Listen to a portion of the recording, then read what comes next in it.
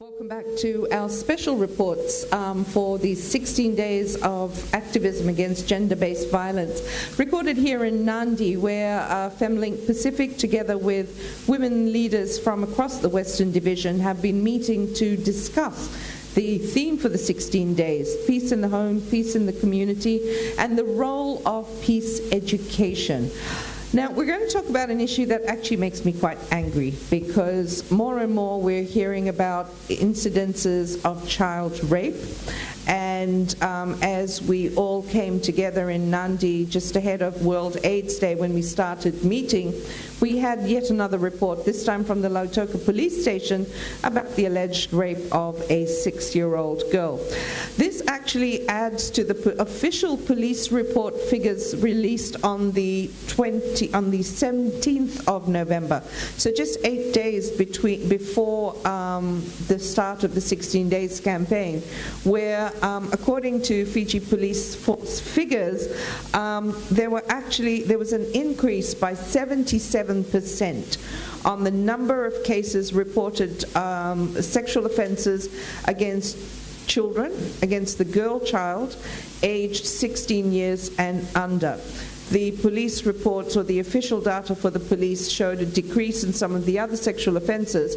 But in this regard, how do we ensure that as a society, the girl child, as well as the boy child, our children, find the peace and security in their homes, in their communities?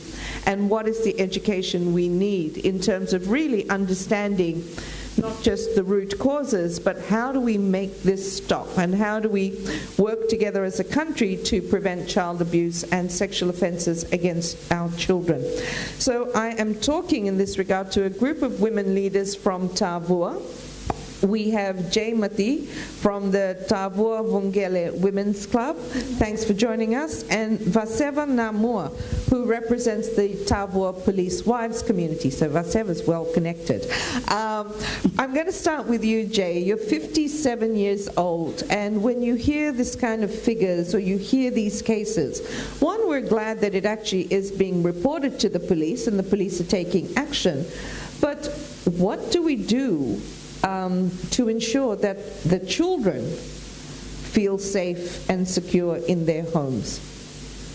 No, I think because day by day we hear every time that there is a rape and the children are abused, and this is about mostly in 10 of 1 they all are having these children. So to stop them, it starts from our home.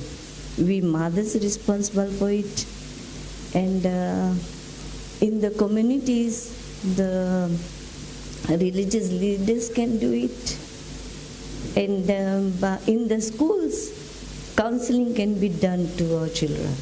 But when children are 16 years and under, we're really talking about some very young girls. Yeah, we're talking about toddlers even. We've had some atrocious cases in terms of the very age of the girls.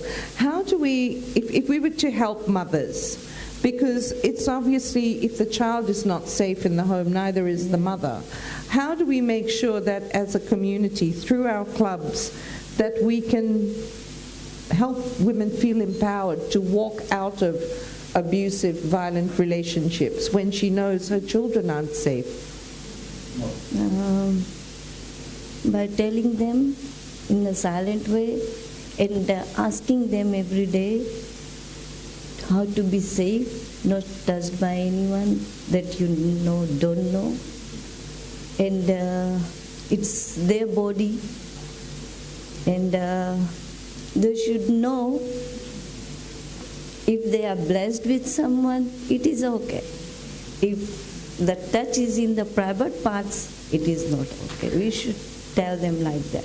Should we be talking more about this in, for example, are women listening from your club to the radio? How can they get the information so that we can reach women across all our communities?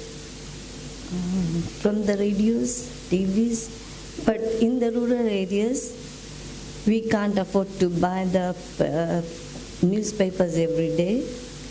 And it is better in the radios and TV. Radio and TV, that's something that can reach them. Everyone can access the information. Vaseva, thinking about peace and security for women and their children. Obviously, your husband has a very important role to play, but from the discussions we've been having this week, what do you think about when you think about the safety and security of children and their protection? Thank you, ma'am. Well, looking around the world today, we read on newspapers, we see on the internet we see on the internet and we watch on television is every day is children are being abused. From the rural women we've spoken to early this morning, women from Raki, Ba, Tabua, Nandi, and Singatoka, representing more than 5,000 women in this community. It's so sad to know the alarming rate of children being abused, starting from 2 years old to 16 years old. Madam, just imagine the trauma the children will face throughout their life. What we can do is, what is our concern is what other police are doing about all this. I recommend if the increase of manpowers in the police force and the resources, and we can have counseling to the children back in school, so that some of the children, they are comfortable with the other counselor rather than talking to their parents. Most of the children, they really can talk to other person rather than talking to the mother and the father in regards to the abuse they face at home. Okay, so we need to, what I'm hearing from you is that the police and the school system, obviously in collaboration with human rights-based organizations, because we want to make sure that the information gets out in a rights-based approach. But how do we still make sure that the home is safe? I mean, if you think about children that run away from home, we have, at one stage we had a rise in street kids. We have people living on the streets. How do we make sure that the home is safe first? What needs to be done in our community to get the message out that sexual offenses against anyone, but particularly our children, has got to stop? Everything starts at home. So if we are at home and talk to our children about it when they are in this very small age, especially toddlers, because right now things started from babies. So if we can talk to them at the age you explain everything to them, how you, like children at kindergarten, how the good touch and the bad touch, if we are started that way, from ground level to the upper level, I suggest that we won't be facing problems. The offenders, they get described as stepfather, uncle, grandfather. They're obviously people close to the families. And we call ourselves, we're very fond of our family traditions and cultures and ties within our community. How do we also make sure that parents feel empowered enough to raise these issues when it might be a member of the family who is the abuser? How do we get over those cultural barriers, Jaymati? If there's someone in the community, someone in the extended family. So, I'd like to tell that first we mothers, whom we know is better, we can look our children well, so we can handle them to them.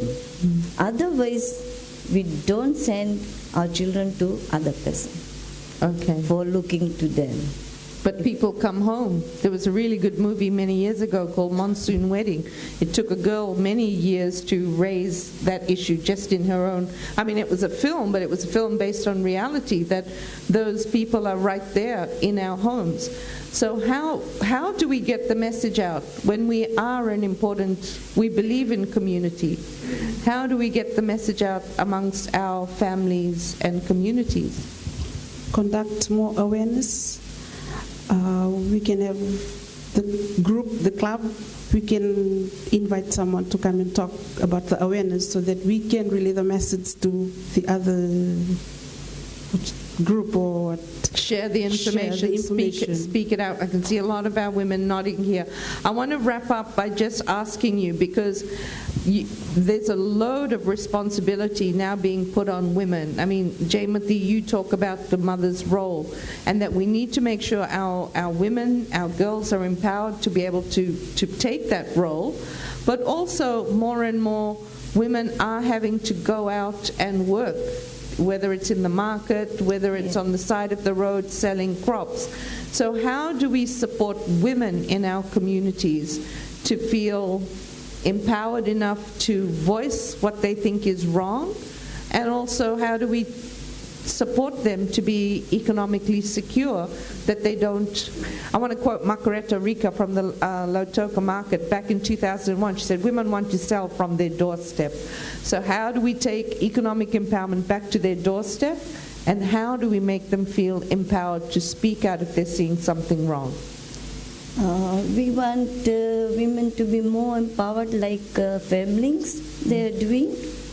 Before we could not speak in front of any others, and now we can speak. Thank you for FemLink, that we now are here in about many ladies from everywhere, and this is my news that it is good for everyone to join FemLink like this and many other NGOs. That we can go and get more further new details from there and go and share in our village and tell them what is being done there, nothing wrong. We learn lots of new things here. Thank you. So very clearly an important role for the women's rights groups with the support that they provide to local clubs. Vaseva, how do we support women's economic security? What do we need to do so that the women feel secure in their home financially, that they're not having to go out into the, that they feel safe and secure in their community? How do we support women? Providing awareness to women, counseling throughout, and we talk and share most of the things so that everybody gets to know what's going on in the community. Okay, thanks so much, Jaymati and Vaseva Namua from Tavua. As we've been discussing, not an easy topic to discuss. One, ensuring the protection of our children at all times, but also the interlinkages. One, we want to make sure that the police services are well resourced to be able to provide the kinds of support that is needed in every community. We would like to see support for good counseling services for children at schools, but also linked to this are women's own political and economic empowerment, so that they feel that they are also safe in their home and their community to speak out, not just about the violence that they may face, but the violence that is being faced by children. That's another episode of our 16 Days special. I look forward to your company